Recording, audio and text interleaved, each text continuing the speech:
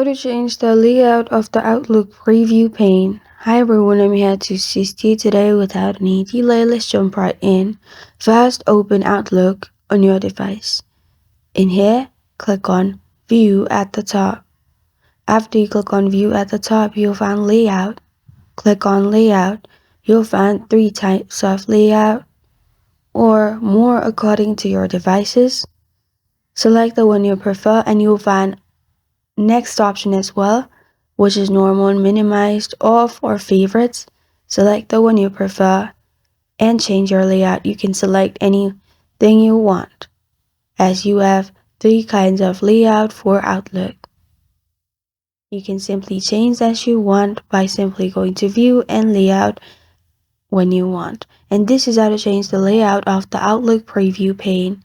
Thank you for joining me today. If this video helps you out, please leave a like and subscribe for more. Got a question or want to suggest a topic? Comment below. Thank you for watching.